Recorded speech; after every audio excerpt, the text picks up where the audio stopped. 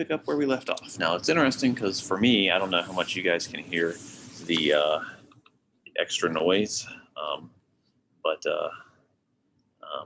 I hear the AC in this building much more than the other building. So just let me know if it's kind of rumbling. You pick that up, but we'll see what we have here. All right. So when last we left, maybe put that right over my title. That's not good. When last we left, we'd been talking about lipids. All right, and we had our individual free fatty acids. We had our triacylglycerides. And we talked about the structures of those that basically have this glycerol backbone. That's part of our component, and we attach three fatty acids through an ether linkage to that, ester linkage to that, and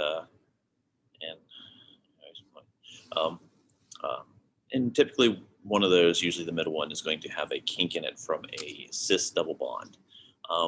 Very similarly, we are going to see our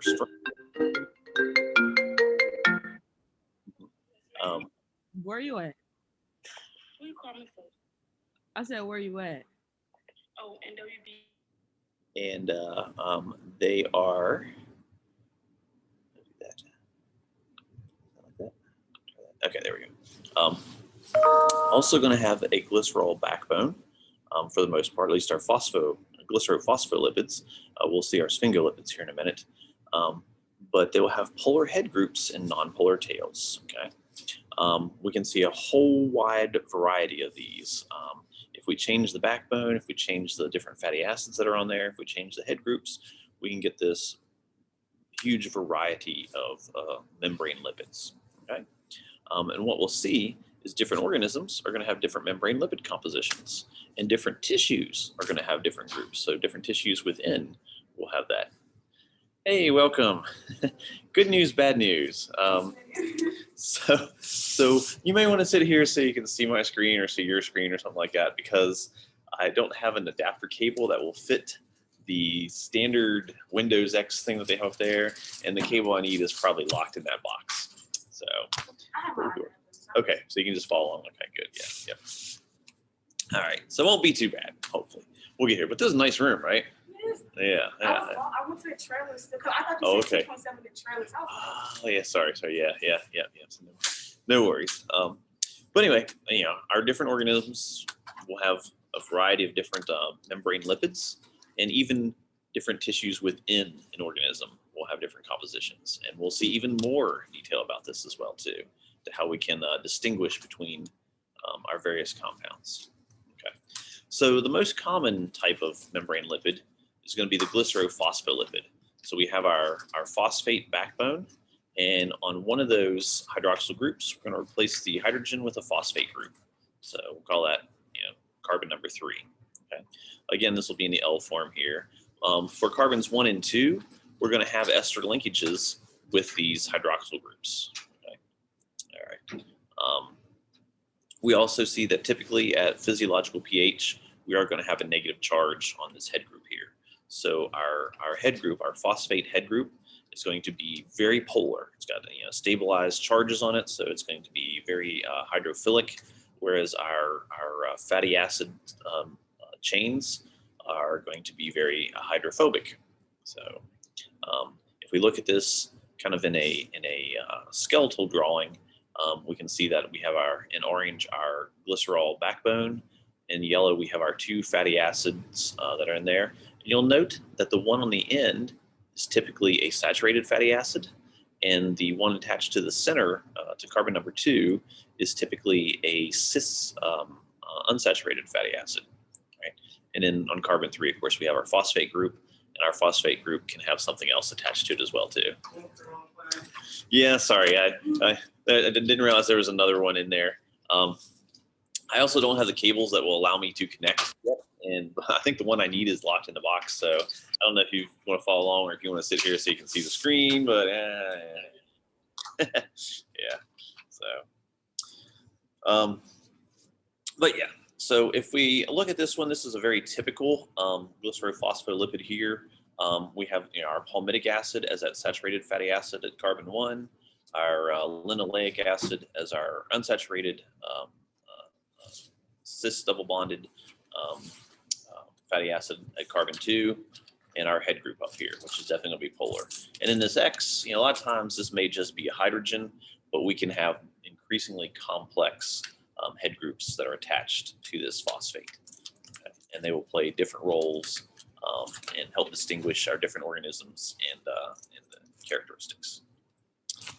All right, so what else could we have attached there? Simplest is phosphatidic acid, but ethanolamine, choline, so phosphatidylcholine, we might see phosphatidylserine, phosphatidylglycerol, phosphatidylinositol with bisphosphate added on there. And then for cardiolipin, we can even add another glycerol on there as well too. Okay. And you can see that some of these, the more common name like cardiolipin, you would expect to find that in cardiac muscle, right, in the heart. So we're going to see the predominant membrane lipid of heart muscle is cardiolipin. Okay. All right, so let's talk about a few of these. And here's the other thing. Am I going to make you memorize all these structures and know all this? No. Lord, no. Yeah, so phosphatidylcholine, though, is going to be our primary component for most eukaryotic cell membranes. Not all, but most. A lot of prokaryotes, like E. coli, can't make phosphatidylcholine. So maybe you get a question like, if you find a sample of unknown cell membrane that contains phosphatidylcholine, what could you tell me about that? You could say it's probably a eukaryote, probably not a prokaryote. Okay. But that would be a pretty weak question. So you might not get that. We can also have some other crazy stuff that we start to build on His, like build through these lipids in here. Things like a plasmalogen involved in the vertebrate heart tissue. So here we are looking at an analog to phosphatidylethynolamine.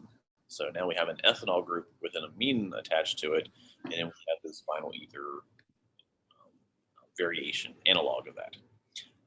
But we'll often find this in heart tissue. But we can also find this in some protozoa and anaerobic bacteria as well too. We don't know why plasmalogen tends to be there. And in fact, if you search around I know there's some web study guides on there. There might be way too many questions on plasmalogen because I made up a bunch.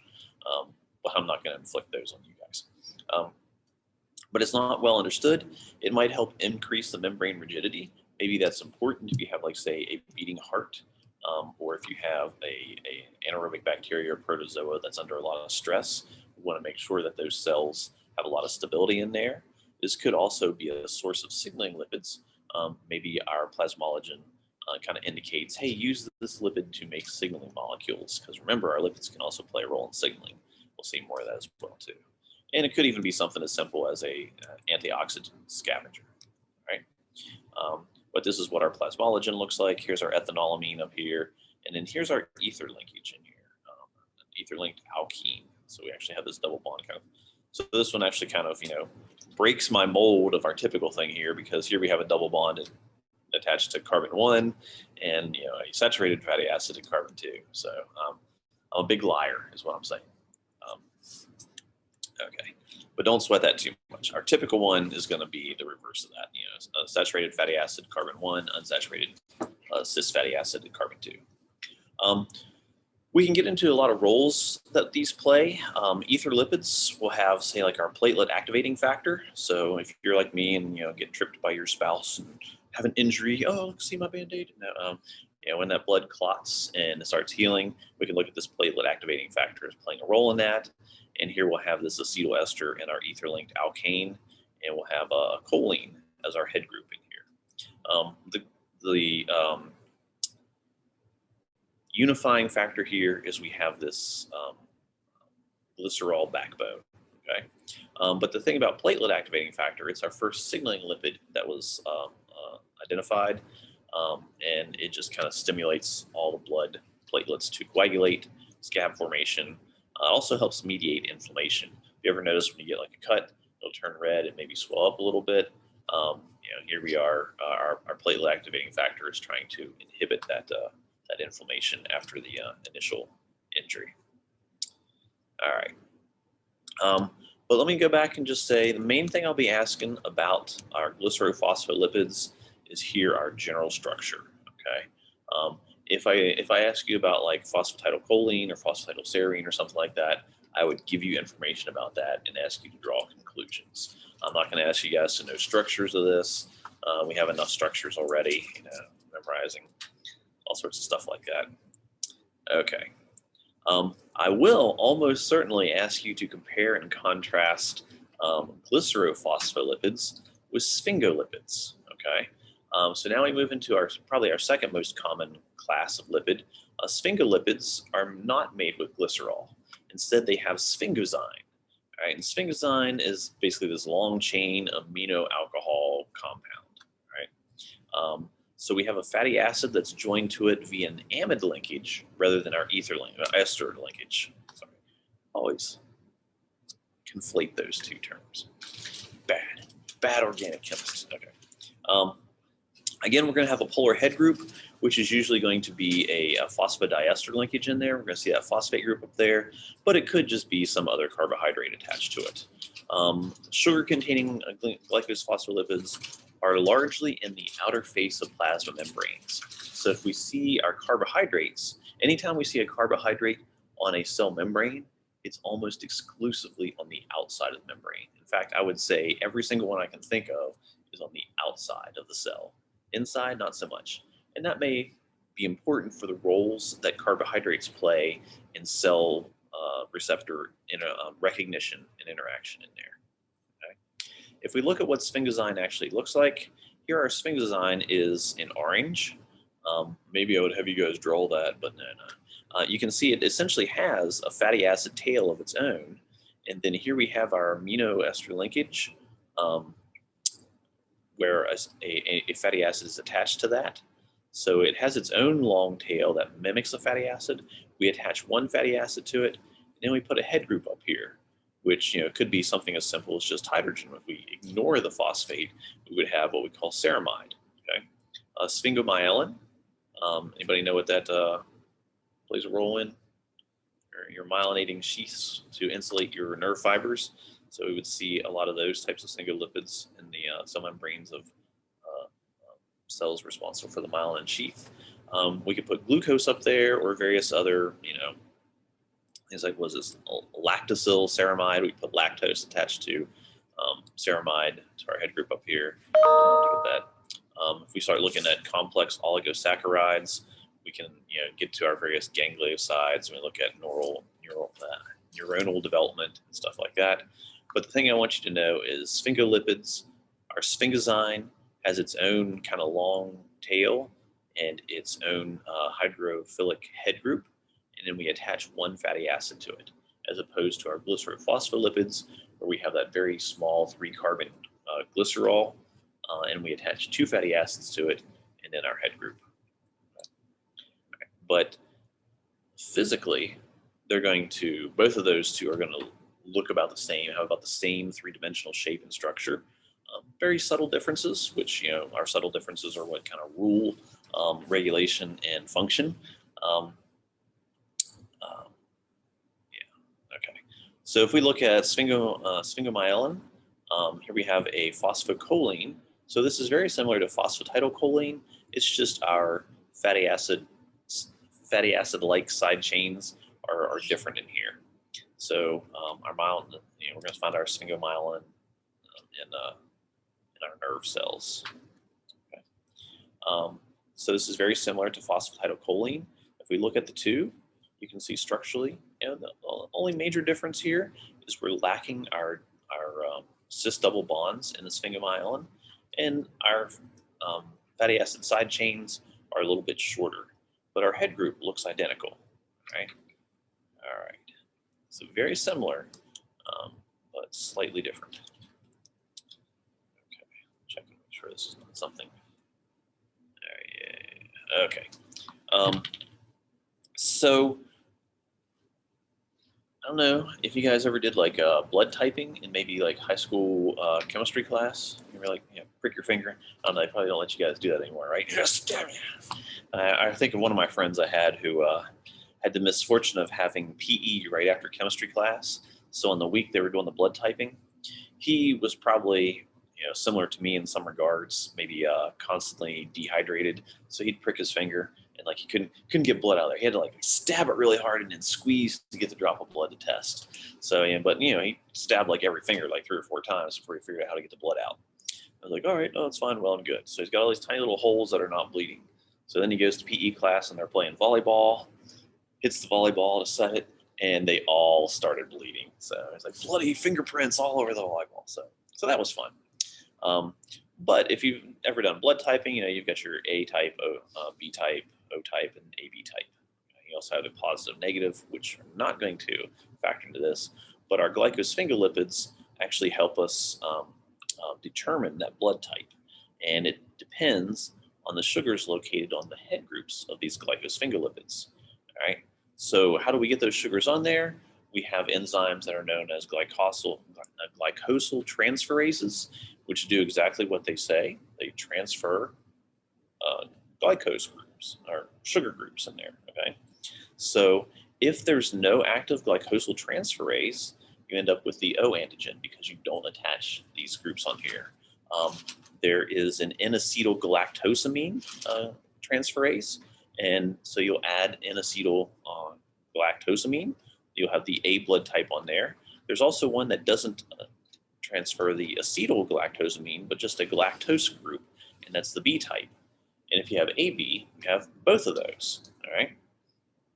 So apparently, maybe this falls into my nature of being a collector. Must have the whole set. Pokemon, gotta catch them all, right? No, okay, I don't play Pokemon because that would be too much. But people with AB type have both of these transferases present. Okay? So what you end up seeing is something that looks like this. So here's our O antigen. We still have a bunch of sugars that are attached to this head group, but we're just lacking an additional sugar. The A antigen, we attach our N-acetyl glucosamine. Our B antigen, we attach glucosamine. Oh, sorry, galactose in there. All right. Sorry. Galactosamine. Yeah, whatever I'm trying to say. Words. Yeah. N-acetyl. Galactose. Yes. Okay. Yeah. All right. You can match them up in here. And here you can see kind of like, hey, what do the different symbols, shapes, and colors mean? They correspond to our different types of carbohydrates that can be added. So our O type, and we think, oh, there's nothing added. Well, there's still 5, carbohydrate groups, sugars on there, 5 hexoses that are on there. It's just the A antigen has an additional one, and the B antigen has an additional one this way. All right. So I think I was trying to get to the point. I'm pretty sure when I typed my blood, I was AB. So I have both of them. Gotta have both of them. And since I'm so optimistic, I'm AB positive. I think, as far as I can remember. So I'm not the cool, super rare AB negative, but I'm AB positive. Random stuff there. But this is a good thing to look at in terms of understanding where this blood typing comes from. And of course, what happens if you get the wrong blood type? Okay, well, O is our universal acceptor, right? And AB is our universal donor. I believe I've got that right there. But if you have the wrong blood type, if you have this antigen on here, and if you transfuse blood to someone that doesn't have the glucosyl transferase, then they will see that blood as an invading foreign body, and it will stimulate an immune response to attack it, which is why you can't why you have to do blood type matching, right, before you do a blood transfusion. All right, so yeah, that's fun stuff in there too. And I think, or that was the carbohydrate, the lab that you guys did last Friday. Hopefully that nobody's waiting to do till tomorrow. Not that I know how students work, because I have my own student who doesn't do his work until it's due. But yeah, I think that was one of the things that's kind of mentioned in that lab. Now I can't remember. But anyway, looking ahead next, we've mainly been talking about our structural lipids that are in there. I think think we're missing it. I have to peek ahead. I may have to peek ahead here. Seems to be something that's not in the right order this time around. But anyway, let's talk about our structural and signaling lipids. These lipids can be degraded in a lysosome. So what's really happening is we're constantly tearing stuff, taking pieces out of the cell membrane and replacing with new stuff. Kind of like if you think about painting the walls in your house or taking off the old wallpaper. I don't know if anybody uses wallpaper anymore, and putting up new wallpaper. Or it could be like the house I grew up in where they didn't take down the old wallpaper and remodeled a room, and there are like 14 layers of paper in there. The room was actually so small because anyway. But we constantly bring these into lysosomes and degrade them. And there are various phospholipases that are responsible for cleaving these ester linkages in here. And of course, for cleaving off our phosphate group as well too. So basically phospholipase A1 matches up with carbon 1, phospholipase A2 with carbon 2, phospholipase C cleaves off the whole group, phospholipase B just leaves the phosphate and cleaves off whatever's attached to the phosphate. All right. There's a process here, and this is just kind of a peek ahead into metabolism. If we look at our gangliosides, we have to have a particular series of enzymatic cleavages that happen in a particular manner, because if we don't do that, then you end up with a buildup of lipids in the lysosome, and you can have a whole host of diseases called lysosomal storage disorders, and they can be kind of unpleasant. In fact, maybe we'll do a case study on one of those either on Wednesday or as part of the exam. Probably not for the exam. Maybe we'll see what we got there. All right. So, if we look at some of these, here are various gangliosides. Okay, so here we have our ceramide attachment in here. And if we're missing, beta-galactosidase to cleave that off, you end up with general galactosidosis disease. Okay, we have like Sandoff's disease, Fieber's disease, Tay-Sachs disease, Gaucher's disease, and Niemann-Pick's. I'm pretty sure it's Tay-Sachs disease is particularly nasty. I mean, these things usually are the result of a genetic defect where you lack that particular enzyme in here. I believe it's Tay-Sachs where the kids, the children who are born with that will start chewing off their fingers and toes.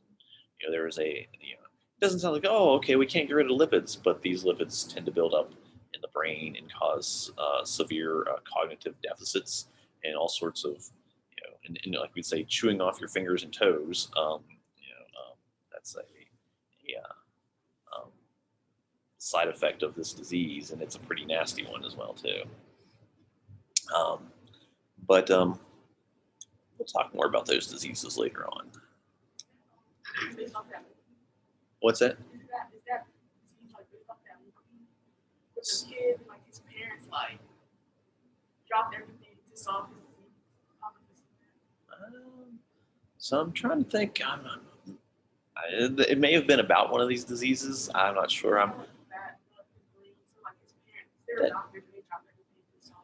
That sounds like it could have been one of these. Yeah, lysosomal storage diseases. Yeah, because you essentially just can't degrade these lipids, so they build up, and you get fatty brains. Nobody wants a fatty brain. No, sorry, being flippant, but yeah. Of course, I'm thinking about Lorenzo's oil, but that's a very old movie. I think that is it. Okay, it is. Okay. I watched it in high school. Okay. Oh yeah. Fun fact. One of the guys. So I was an undergrad when that movie was made and came out, and I was in a Taekwondo club at the time. One of the guys in my Taekwondo club was in that movie. He played an altar boy, basically, who in the Catholic Church or something. I know there's a scene in there. Like he's in there for like 10 seconds. So yeah. But yeah, that was Okay. Yeah. So yeah, and I have to go back and look. I wasn't sure if that was Tay-Sachs or not, but yeah. Yeah. And it's like at this point, a bunch of these run together. And what I should have done, if I were a good professor, I would have looked over all these again. Here, I'm admitting how bad I am on tape now. Posted on the internet. If I were a good, all right. Yeah. So, but a bunch of these kind of run together, and a lot of these lysosomal storage diseases will result in some type of cognitive challenges, and none of them are fun. Fortunately, they're all really rare. I'm always thinking about this because I know someone who is a genetic counselor, and I think about the differences in prenatal care and testing. Um, so our two kids are like 7 years apart. So yeah, I remember when my son, we had like a series of tests. You got checked for Down syndrome. I was like, oh, yeah, it's not too bad. There's really a bunch of tests in there too. 7 years later, there's a bunch more tests. We can now isolate all of these other different possible disease types in there too. And genetic counselors, get paid to help people craft, either deal with really, really bad news, like, oh, there's nothing we can do about this, but there's a lot of diseases out here that you can manage.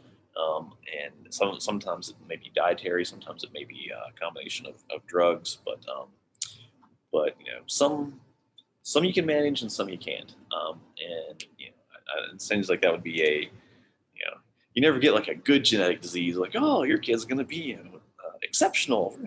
Roll him in Charles Xavier's Academy for Exceptional. No X-Men mutants in here, just bad mutants. Right. Anyway, probably done with this. All right. Depending on our time frame, we might pick one of these diseases and talk about it a little bit more. This is one of these things where if we had like a class full of people, I'd probably have somebody or break you guys into small groups and have you talk about a disease a little bit. But we're not going to do that unless you guys really want to. Let me know. Send me an email and say, let's I want to learn about rare genetic diseases. They are fascinating. It's fascinating to see how they work. And in the classifications in here, all these are different, so are in the same pathway here, and it just depends. The particular disease type depends on which enzyme is missing or defective. All right, so and the severity of the disease will depend on whether this is a homozygous or heterozygous um, um, mutation as well too. So you can see in this case, since this is all in the same metabolic pathway, a lot of these diseases will have similar effects. And you get some weird stuff where a particular one might say, oh, you guys know about the blue family in Kentucky? There's a genetic, I forget, I'll have to look that up there, but there's a genetic component in there too. Basically, their skin is blue, like bright blue, because of a particular metabolic mutation, which fortunately doesn't have a whole lot of other side effects. So they're just, other than being called Smurfs. So they can live a normal life, basically just like. Yeah. There are some other, I think there might be some light sensitivity or something there, but yeah, they're pretty normal as far as like normal people. As far as you can use the term normal referring to human beings. It doesn't have a horrible prognosis like Tay-Sachs where you chew off your fingers and toes. All right. Our last section here deals with our other weird class of lipids. I call it the weird class of lipids because I tend to think of lipids as our long chain of carbons in here, but now we're going to look at our sterols, and particularly cholesterol. Our sterols have a fused ring structure here. So we have 3 6-membered rings and a 5-membered ring, which are referred to by convention as A, B, C, and D. And this is our steroid backbone. Okay, these 4 fused rings. Sometimes we'll see a polar head group up here of maybe a hydroxyl group. A lot of times this may be a carbonyl group, so it'll be a little bit less polar, but we'll still have like an oxygen over here. And we'll have some type of side chain coming off of the D ring. So our 5-membered ring is where we'll have like a longer side chain in there. The other thing about this is even though we don't have a lot of conjugated double bonds in here, in some cases just one double bond, this ring structure is mostly planar. Okay, so it's got a little bit of flex to it, but it's mostly planar. All right, and so that has some interesting effects that we'll see some of here coming up. So what role do sterols play?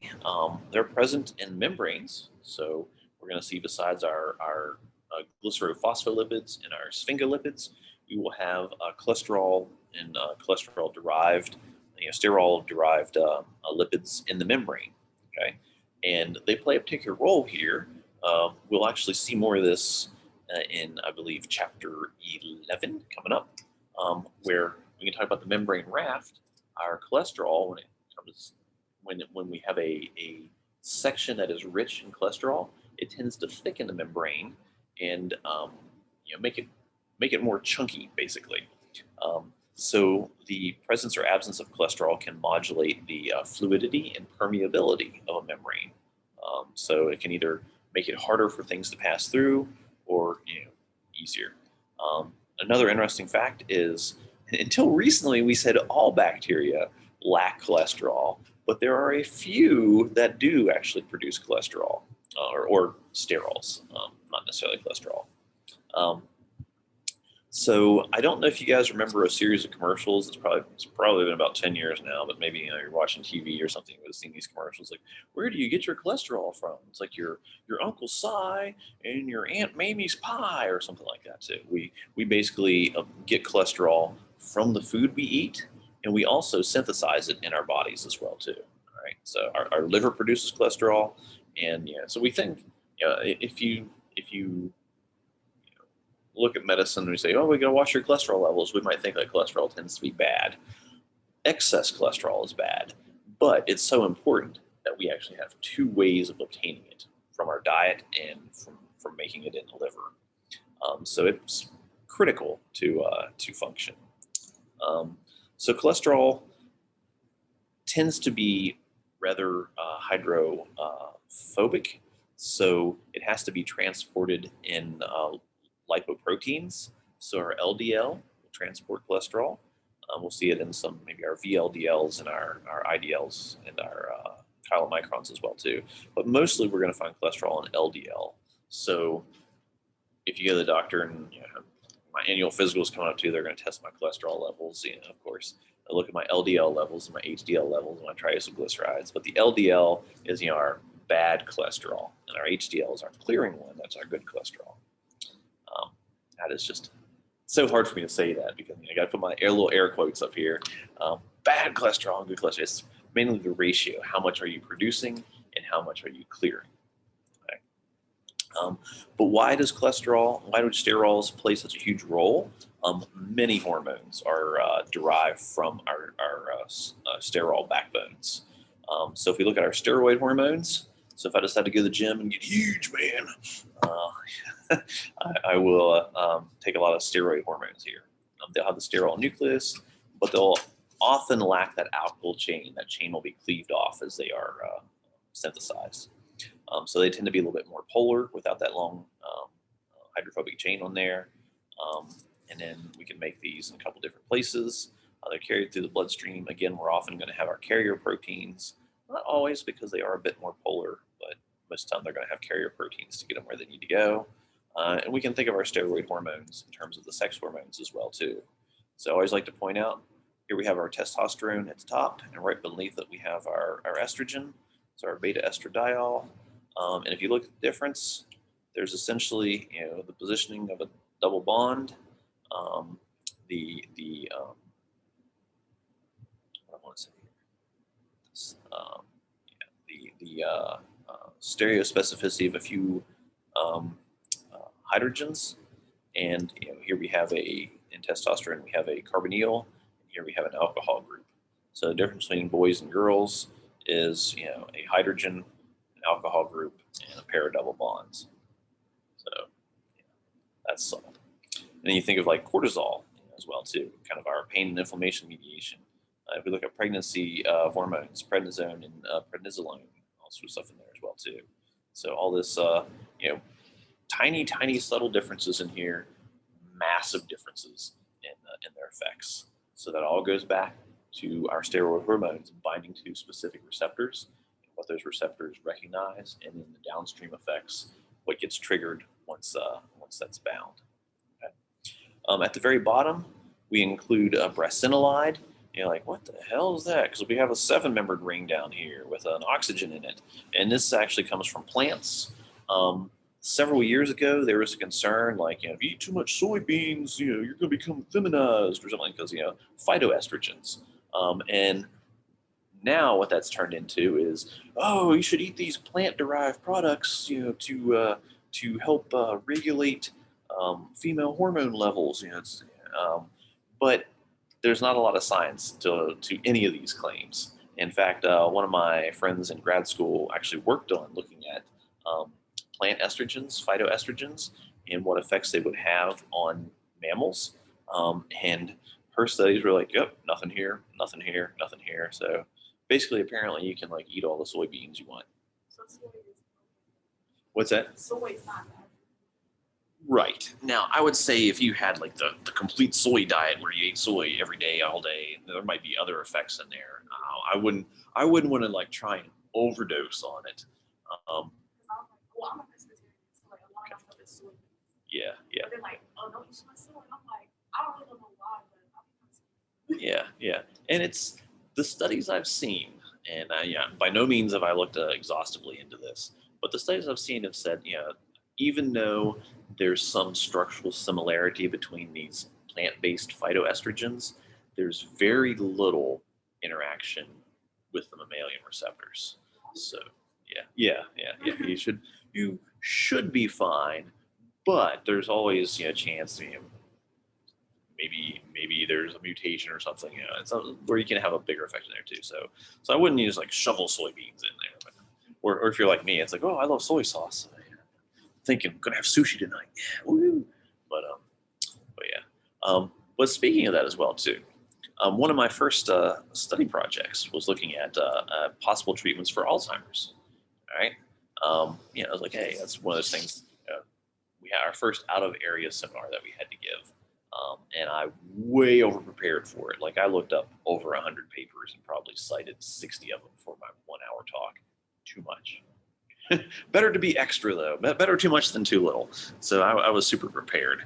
But what seemed to be an effective treatment for Alzheimer's disease was estrogen. All right. Now, of course, a lot of clinical trials would start with sex-selected cohorts, so they only use men. So they concluded that there may be some basis for this treatment in pairing Alzheimer's, but they weren't going to develop it because one of the side effects was all the men grew breasts. So in a dose that was sufficient to inhibit Alzheimer's, it was also sufficient to trigger sex-linked physiological changes. So on the other hand, if you think about women when they hit menopause, there are some who opt for hormone replacement therapy and some who opt against it. And there are good reasons for either, and it kind of depends on genetics. So HRT has been shown to significantly decrease risks for cervical cancer, but significantly increase risks for breast cancer. So it kind of comes down to, all right, do you have, and this is where the BRCA gene got way too much. I believe was it Angelina Jolie? Some famous actress had preventative mastectomy, double mastectomy, because she carried the BRCA gene, which was probably overstated how significant that was. But there are people who maybe have a family history of breast disease, might want to opt against HRT. People who have a family history of cervical cancer might want to opt for HRT. So advantages, disadvantages in there. And then you can also think about the way we use our hormones here. It's like I always joke about, get androgen and get huge, man. Yeah, I'm gonna bulk up to like 160. All right. But we can also look at, say, like birth control pills, which have changed. So we'll see prednisone in there as well too. The way they work is they trick the body into thinking that it's already pregnant, so that you can't initiate another pregnancy. And then there are other effects in there as well too. I know some people like birth control pills simply because it helps clear up acne. Yeah, so that's another steroid hormone linked component. Anyway, but our steroid hormones all have that steroid backbone in there.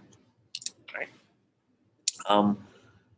The other thing about steroid hormones and most biologically active lipids, you don't need a whole lot of it. A very low concentration is enough to get a result. So these tend to be, present in very small amounts, especially compared to our storage or structural lipids.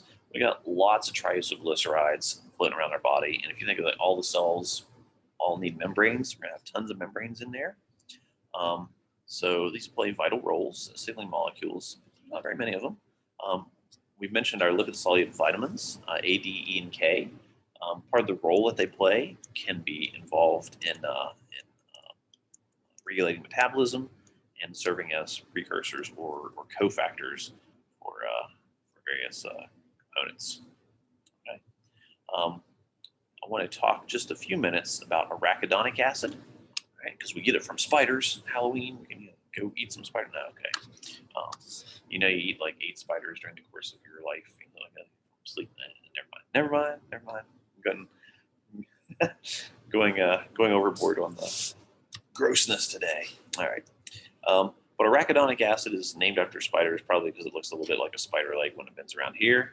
But our arachidonic acid starts from arachidonate, which is a 20-membered 20 carbon chain in there that has 4 double bonds. Okay. But it turns out it's also the precursor to make our prostaglandins, our thromboxanes, leukotrienes that regulate a whole bunch of stuff in here too. So what happens is we take our arachidonic long chain and we fold it over. Okay? It's like we're folding a fitted sheet. Now I'm kidding. But once we fold it over, we're ready, and that we can make a bond between the chains here. So maybe we make a prostaglandin 1 where we make a 5-membered ring. Okay, and you can see that we are oxidizing it as well too. Maybe our thromboxane where we make a 6-membered ring with an epoxy group in there as well too, where we have that oxygen in there. Our leukotriene, we fold it a little bit differently. We just include some other epoxies in there, and then a lipoxin, which suddenly does not have an epoxy, but it gets oxidized as well too. So we change our oxidation state and stuff like that to get these various components. And our prostaglandins, thromboxanes, and leukotrienes play all these various roles. If you think of our inflammation and fever, okay, any type of non-steroidal anti-inflammatory drug will inhibit prostaglandin formation. So our NSAIDs act as I believe a competitive inhibitor for the binding site on the enzyme for arachidonate, and they will prevent the formation of prostaglandins and thromboxanes. All right, so we can see that we can reduce inflammation that way. We can reduce fever. In terms of our thromboxanes, one of the things about aspirin, why they have like older people take a daily aspirin therapy, because it thins the blood. It inhibits blood clotting, so that they don't have to worry about blood clots and hopefully heart disease or strokes. Okay. Yeah, good stuff. All these slides are chock full of information here. All right. Vitamin D. Oh, yeah, go ahead. Yeah. So when you making the different enzymes, the lipids that derive from the arachidonic acid, Yes. they're not actually linked to the main one at the top. I can't see the name of it. In the middle. Yeah. So are they linked to that structure, or is just that structure conformed in a different way? So this is our arachidonic acid, and we have, and in this case, we're looking at 4 pathways. So we have 4 different enzymes, or actually there's a series of steps. So there's a series of enzymes to get here, and a series of enzymes. But we may have our arachidonic acid, and we shunt it into the prostaglandin pathway. So it'll bind to one particular enzyme, which will initiate the first reaction. You'll see some different enzymes that will work to make this structure. Okay. Oh, thought I was seeing things. Your room here, like checking. Wasn't that a cat that ran by outside? No, it was not.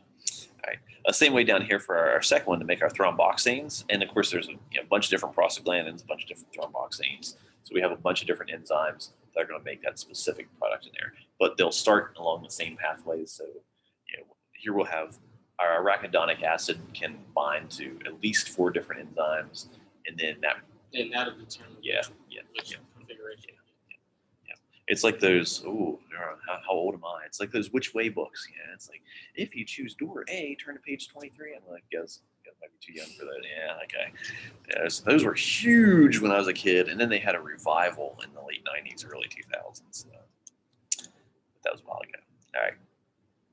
Vitamin D, I'll have to check and see if I have the case study in here, but vitamin D gets synthesized from cholesterol. All right, so you can sort of see here's our cholesterol, and here's our vitamin D. It's like, really? Does that look the same? Well, we're just kind of breaking this ring here. So we're going to break this particular bond between carbon 9 and 10, and we'll get this opened up chain section here. We'll still keep, our A ring and our C and D rings, but then of course we'll modify some of this as well too, so we can end up making our cholesterol.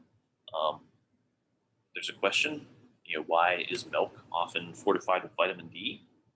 Because vitamin D helps with regulate calcium metabolism, and there's lots of calcium in milk as well too. So it makes sense to kind of put those two together in there. There's another thing as well too. How do we make vitamin D if we don't get it from our diet? Yeah, the sun. So we got to spend time in the sun, and the more time you spend in the sun, the more vitamin D you will make. However, it's estimated that something like 90% of the world's population is deficient in vitamin D, because we tend to all stay indoors now as well too. We also look at different skin tones and how much that lets sun penetrate. So if you have, so if I go to the equator and get lots of sun in my nice pasty white skin here, I'll make lots of vitamin D. In fact, I joke when I go out and mow the yard in the sun, it's like, oh, I'm getting my vitamin D. But if you take someone who is dark skinned and send them to, say, like Antarctica or the Arctic Circle, where there's not as much sunlight, then you're certainly going to see some deficiency in vitamin D. So a lot of people, and I've noted this as well too. This seems to be like a prenatal care issue as well too. So during pregnancy, you want to avoid calcium and bone loss from pregnant women, so they'll often get vitamin D supplements as well too. All right. Anyway, so vitamin D synthesized. It seems kind of weird. It's like cholesterol and our steroid hormones and vitamin D. What? So, but they're all kind of interconnected in there. All right. Vitamin A, our lovely retinol. So this is involved in the visual. We can have this trans retinol that gets converted to cis retinol, and in cis and trans retinol, basically our cis retinol will get converted back into trans retinol by photons, which will trigger a neuronal signal in here. So our vitamin A is important for vision. Beta carotene is good. Eat lots of carrots until your skin turns orange. Gives you better night vision, like the RAF pilots in World War II. Okay, a little bit of a myth in there, but you do get a lot of beta carotene from carrots. You also get it from, I believe, tomatoes and other vegetables as well too. But you got to have your beta carotene so that you can make your vitamin A, so that you can have good vision. So you can tell your kids, if you don't eat your carrots, you'll go blind. Which, I'm lucky because my kids actually both like carrots. I never liked carrots until I was an adult. So, anyway, we can also look at vitamin E and vitamin K, and there's a whole other what we call quinones or quinones in there. But these are lipids that play a variety of functions, and our quinone lipids tend to have this little ring structure up here. So sometimes it's just a single 6-membered ring. Sometimes we have a couple of them conjugated together. Sometimes we have something else kind of stuck in here as well. But there's a whole host of them in here. So vitamin E tends to be an antioxidant. Our conjugated double bond ring structure is a great trap for spare electrons, so that we can avoid radical formation. Vitamin K is a cofactor for blood clotting in here. If you look at warfarin as an anticoagulant, so you're like, wait a minute, our structures are similar, but they have opposite effects in here. So also anybody who has any type of warfarin therapy or Coumadin, I guess now is one of the newer drugs in there, but our blood thinners to avoid blood clotting. You got to be really careful because you don't want your blood to be too thin, because then you keep up on the table and then you bleed to death. On the other hand, you don't want your blood to coagulate too quickly, because then you develop blood clots and get strokes and heart attacks and die. So that's why anybody who is on any type of anticoagulant therapy has to go in on a regular basis and get lots and lots of blood tests to make sure their blood levels are appropriate. Ubiquinone, so named because it's found pretty much everywhere in every organism, every cell type, every tissue. Get back up here. All right. Ubiquinone is a mitochondrial electron carrier. Hugely important. This actually helps carry not only electrons but also protons. But it's our electron carrier between it's the complex 1 and complex 2 to complex 3 to the BC1 complex. More on that in biochem too. Okay, we see a similar thing in plants. You know what? Never mind. With our plastiquinones involved in the chloroplast electron carrier. And then you get this weird dolicole, which carries, it's a sugar carrier. We're not going to sweat that. All right. We also have all sorts of polyketides that are biologically active. Lots of medical usages in here. So we can see like erythromycin, our antibiotic, very common antibiotic. Amphotericin B, which is an antifungal. I think like the was it sulfactin, tenactin, or any of those athlete's foot sprays will contain some type of antifungal in there. Usually an amphotericin or some similar compound as well. And then lovastatin. Found in our statin drugs. What's the common name for them? But yeah, it's probably the most commonly studied drug in there. Pretty much anybody when you get above the age of 50, they start giving them statin drugs to reduce cholesterol, to reduce heart attack. So there's like millions and millions of data points about the efficacy and safety of the statin drugs in there. As an aside, I can't remember if I've talked about this before, but one of the things I did before grad school is I worked in a bookstore that served the medical school campus, and they have these lovely color atlas of diseases in there too. So color atlases of everything. So the third most horrible one was the color atlas of mass trauma. So if you ever want to know what a shotgun at close range does to a human body, that's the book to go check out. That's pretty nasty. The second worst one was the color atlas of sexually transmitted diseases. Right, so that's bad. And I will always remember the picture of a guy who was essentially black and crusty from his nipples to his knees. And I'm like, I forget exactly which sexually transmitted disease he had, but I was just kind of like, when did you finally figure out that's not going to go away, and maybe I should get this checked out? Because it was just. So he was just going without being treated. Yeah. And to be fair, I think he was from a third world country where there wasn't a lot of medical access. So yeah, and then if you look at things like untreated syphilis, even that was done in this country for a long period of time. Like first, second stage of syphilis, fairly easily treatable, but once it gets into the brain, then you start getting all sorts of crazy side effects from it.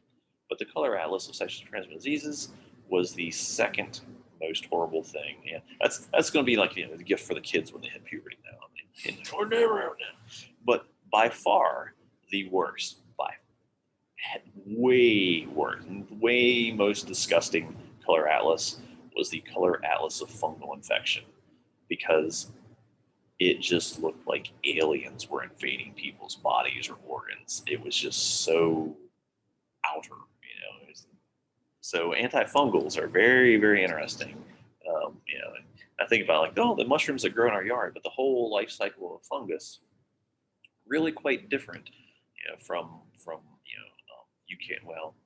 mammalian vertebrates or plants. The fungal life cycle has some really odd stuff in there too, and the way they grow and the way they can colonize and kind of take over. It's fascinating, and that was a nightmare-inducing color atlas though.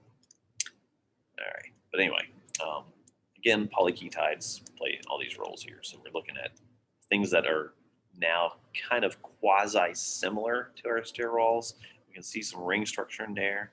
If you look at this antifungal, that is a massive ring in there. That's a weird-looking thing. So that should indicate how weird some of the metabolism of funguses are. All right, so this just kind of covers everything in here. That last section, the main things I'm focusing on are what are our lipids, what structures do they form, our triacylglycerols, our phospholipids, our sphingolipids, and our cholesterol. So there's not a ton of stuff there. Check my time frame here. Okay. Oh yeah, cool. Only 2 chapters on this test. The exam, and it's next Tuesday. So a week from today, we'll have exam number 3. So Tuesday's coming up. So, Yes, so yeah, Thursday is the- review. Yes, so Thursday will be a review. We haven't even been in class. I know. I we get know. Like 2 or 3 classes. Yes, yeah, and it's 3. yeah. Yeah. So yeah, and these 2 chapters are probably the shortest 2 chapters of the semester. They go really fast.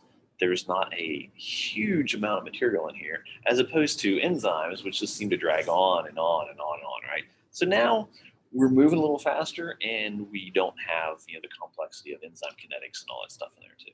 Like I say, exam number 3 tends to historically be the highest exam in there, because we just don't have a bunch of crazy stuff to deal with. I'm still working on grading the other exam. I'll get it. Yeah. It's like, so but immediately, bam, we're gonna hit you with the next one here. We're on a nice track. So my plan for Thursday is to maybe do a case study. I'll either talk about one of those lysosomal storage diseases, or possibly vitamin D and melanin as well too. So we can kind of look at. There's a wonderful case study. I tend to save that for Biochem too, but we'll see how that goes. But we'll also do some review. There is a study guide up. It's fairly short. Everything in these 2 chapters is really, really straightforward. There's nothing too tricky here. The only thing that would get really scary is if I started saying, "Hey, what's the difference between cardiolipin and phosphatidylserine?" But I'm not gonna do anything crazy like that. I don't mind this exam being, higher. Yeah. Well, I don't. Yeah. I don't. Yeah. I will never say easy A, because what happens in the past when I've said this exam is easier than others, the students who did well in exam 2 are like, "Oh, this is easy. I'm not going to study," and then they do worse on this exam. But generally, the class as a whole sees a significantly higher score on exam 3 than on exam 2, just because now we're moving to only 2 chapters per exam, and it's not all wrapped around each other and being so crazy. After this, we'll do chapters 8 and 9, which talk about DNA and RNA and applications of that. That's usually not too bad. And then the last 2 chapters we cover in this semester are 11 and 12, which talk about the cell, whole cell, and then cell signaling and transport and all sorts of cool stuff like that. So I think we got about 5 weeks left. So we're looking at roughly 2 weeks per chapter. 2 weeks per exam, so a week per chapter. So that's not too bad. And they're not terribly long chapters anymore. All right, so I will get this posted when it's ready. I will also try and find out how to get into the cabinet of cables, because I can see like 20 cables that are going into this black box. So I'm sure the cable I need is in there. I'll just be a poor, put upon, oppressed Mac user. It's like in a Windows world. All right, I guess I can stop sharing this. But until then, take a look at homework number 3. You'll also see that even homework number 3 is shorter. It's the shortest of all the 5 homework sets. So not too bad. And I will see you guys on Thursday. Question from the Yes. test. So the one that was asking about